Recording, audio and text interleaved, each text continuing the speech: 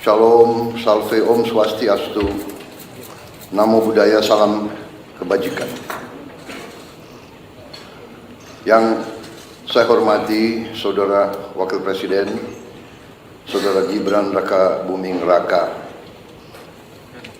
saudara-saudara para menteri koordinator, para menteri, para kepala badan, Ketua Dewan Ekonomi Nasional, Jaksa Agung, Kepala BIN, Kapolri, Panglima TNI, seluruh anggota Kabinet Merah Putih yang saya hormati dan saya banggakan. Tentunya sebagai insan yang bertakwa, marilah kita tidak henti-hentinya memanjatkan puji syukur kehadirat Tuhan yang Maha Besar, Tuhan Maha Kuasa bagi umat Islam, Allah Subhanahu wa Ta'ala, atas segala karunia kesehatan, kedamaian yang masih diberikan kepada kita dan bangsa kita. Saudara-saudara, saya kumpulkan saudara-saudara melaksanakan sidang Kabinet Paripurna yang ke-8 dalam pemerintahan kita. Ini menjelang 10 bulan pertama pemerintahan yang kita lakukan atas mandat dari rakyat Indonesia. 10 bulan ini kita rasakan bersama adalah 10 bulan yang sangat penuh dengan karya, dengan kerja, dengan prestasi. Saya sebagai nahkoda, saya sebagai presiden, saya sebagai pemimpin saudara-saudara, karena saya sebagai kapten kesebelasan, saya ingin menyampaikan terima kasih atas kerja keras saudara-saudara semuanya. Dari hati saya paling dalam saya menyampaikan penghargaan atas kerja keras saudara-saudara. Saudara-saudara, kita semua punya pengalaman yang berbeda-beda, tapi kita semua punya pengalaman sebagai pemimpin. Dan kita mengerti betapa sulitnya untuk mengkoordinasikan, untuk mengendalikan, untuk memimpin manusia. Manusia dengan segala keyakinan masing-masing, segala pengalaman, segala pendapat harus kita jadikan satu. Saya merasa saudara-saudara sudah bekerja sebagai satu tim. Saya kira tanpa kerja keras saudara sebagai tim, tidak mungkin kita capai apa yang sudah kita capai hari ini. Dengan waktu yang masih singkat, banyak sekali yang telah kita capai. Strategi yang sudah saya canangkan ternyata mulai terasa dan terlihat bahwa strategi kita benar. Kita berada di arah yang benar. Kita berada di azimut kompas yang benar. Saudara-saudara, waktu kita mulai pemerintahan kita 20 Oktober, situasi geopolitik dan geoekonomi tidak serumit sekarang. Sekarang tidak hanya kita menghadapi dampak dari perang di mana-mana, konflik di mana-mana, konflik di Ukraina, konflik di Timur Tengah, Gaza, tepi barat, Lebanon, Suriah, yang begitu dahsyat, yang memakan korban begitu banyak di depan mata seluruh dunia. Perempuan, anak-anak kecil, puluhan ribu dibantai. Kita juga lihat konflik Israel-Iran, di mana negara adik kuasa pun ikut. Kita lihat konflik India dan Pakistan. Kita lihat di kawasan kita sendiri, konflik Myanmar jalan terus dan tidak kelihatan arah untuk menyelesaikan secara damai, walaupun kita akan dukung ASEAN terus untuk berperan mencari solusi damai di tetangga kita. Belum lagi kita lihat sekarang muncul lagi konflik bersenjata antara sesama anggota ASEAN, Kamboja dan Thailand.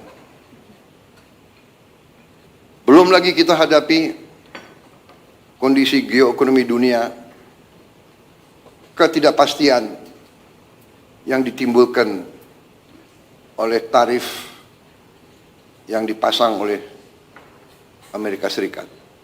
Kita menghadapinya dengan tenang. Saya terima kasih dengan tim ekonomi kita. Saya terima kasih saudara-saudara bekerja dengan tim sebagai tim yang baik. Menteri Koordinator Perekonomian dengan timnya dibantu oleh Menteri Keuangan, Menteri Perindustrian, Menteri Perdagangan, dengan Ketua Dewan Ekonomi Nasional, dengan timnya juga, Menteri Investasi, semua melaksanakan. Menteri Luar Negeri, dengan diplomasinya, kita bergerak sebagai satu tim. Kita negosiasi, kita berunding, kita tidak emosional, kita tidak terpancing. Kita mengerti bahwa kita punya kepentingan yang besar. Tugas pemerintah Indonesia adalah melindungi rakyat Indonesia, melindungi pekerja-pekerja kita dan keluarga mereka. Untuk itu, kita telah mencapai suatu titik yang terbaik yang bisa kita capai pada saat ini. Walaupun kita tidak akan berhenti untuk selalu mencari kondisi yang lebih baik untuk ekonomi kita, untuk bangsa kita, untuk rakyat kita. Saudara-saudara, kita faham dan kita mengerti bahwa kondisi ini akhirnya menguji strategi besar kita, menguji strategi transformasi yang sudah saya canangkan di awal, bahkan sebelum saya dilantik sebagai presiden. Strategi transformasi bangsa yang kita pegang adalah strategi yang berdasarkan realisme, yang berdasarkan kondisi nyata bangsa dan regional dan global. Kondisi nyata ini tidak bisa kita hadapi dengan teori, dengan angan-angan. Idealisme benar, idealisme itu perlu. Tapi yang utama yang bisa menyelamatkan kita adalah realisme. Kita harus dengan realistis melihat situasi dan kita ambil langkah-langkah. Saudara-saudara, sejak lama saya berkeyakinan bahwa apapun terjadi bangsa kita akan aman kalau kita kuasai pangan kita. Kalau kita bisa amankan pangan kita, kita bisa jamin bahwa kita bisa beri makan kepada rakyat kita. Setiap hari, setiap minggu, setiap bulan, setiap tahun. Saya tidak pernah percaya bahwa suatu bangsa bisa merdeka kalau dia tidak bisa produksi pangannya sendiri. Tidak ada dalam sejarah manusia.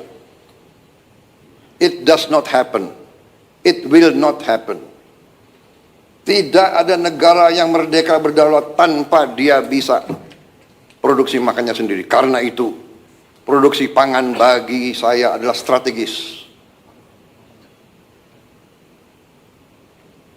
Selalu bangsa kita diganggu, bahkan dirusak melalui pangan.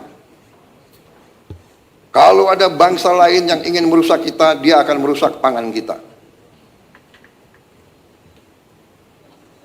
Alhamdulillah, dengan langkah-langkah yang cepat dan terus terang saja, dengan transisi yang baik antara Presiden Joko Widodo dan saya, kita bisa dalam posisi sekarang. Produksi pangan kita bisa saya sampaikan berada dalam kondisi yang aman dan kuat. Terima kasih kepada semua pihak yang mencapai ini. Ini juga hasil kerjasama, hasil teamwork. Menteri Pertanian dibantu oleh menteri-menteri lain, didorong oleh Menteri Keuangan, dibantu oleh TNI dan polisi, juga kejaksaan. Karena dalam ekonomi kita menghadapi pemain-pemain yang punya agenda lain daripada kita. Pemain-pemain di ekonomi ini ada yang niatnya hanya cari keuntungan sebesar-besarnya, tidak peduli rakyat kondisinya kayak apa. Bila perlu, rakyat dimiskinkan terus agar mereka bisa mengisap kekayaan kita, bagaikan mengisap darah. Ada. Ini namanya realisme. Kita bukan anak kecil. Kita duduk di sini, di kabinet ini, saya sebagai presiden, wakil presiden semua, kita di sini bukan anak-anak kecil. Kita tidak bisa dibohongi, kita tidak bisa ditipu lagi. Kita ingin baik. Kita ingin beri kesempatan kepada semua. Tapi kita tidak rela rakyat Indonesia dimiskinkan terus.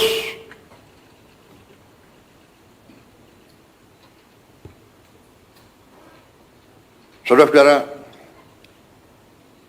alhamdulillah,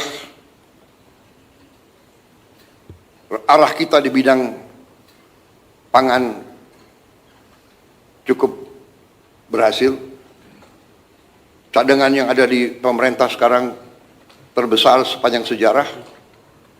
Nilai tukar petani meningkat dan nanti menteri-menteri akan laporan masing-masing. Ini sebagai pembukaan. Tetapi di sini saya tekankan bahwa strategi kita ternyata berada di arah yang sudah benar. Saudara-saudara sekalian, dengan demikian tentunya kita sekarang saya persilakan beberapa menteri untuk melaporkan kondisi di sektor masing-masing. Kita prioritaskan tentunya para menteri sebagai leading sektor, sebagai leading katakanlah sebagai ketua satgas di bidang masing-masing yang prioritas. Pangan, energi, pemberantasan kemiskinan dan kelaparan, kemudian pembangunan SDM, kesehatan, perumahan. Saya persilakan Sekretaris Kabinet untuk mengatur laporan-laporan masing-masing. Terima kasih. Yang terhormat Bapak Presiden, Bapak Wakil Presiden, setelah ini kita akan melaksanakan laporan dari masing-masing kementerian terkait program prioritas, diawali dari laporan Ibu Menteri Keuangan, kemudian selanjutnya Menteri Investasi, Menteri Pertanian, Menteri ESDM, Kepala Badan Gizi Nasional, Menteri Sosial, Menko Pangan, dan selanjutnya Menteri Dikdasmen dan Mendikti. Dipersilakan untuk Ibu Menteri Keuangan. Terima kasih. Izin Bapak Presiden, Bapak Wakil Presiden, Bapak dan Ibu sekalian dari Kabinet Merah Putih. Bismillahirrahmanirrahim. Assalamualaikum warahmatullahi wabarakatuh. Bapak Presiden, Bapak Wakil Presiden dan Kabinet, kami ingin menyampaikan rancangan APBN 2026. Namun karena ini adalah persiapan nota keuangan, Bapak, apakah pers masih ada di sini? Karena nanti Bapak tanggal 15 akan menyampaikan di depan DPR. Sahabat pers, sudah disiapkan makan dan minuman yang baik.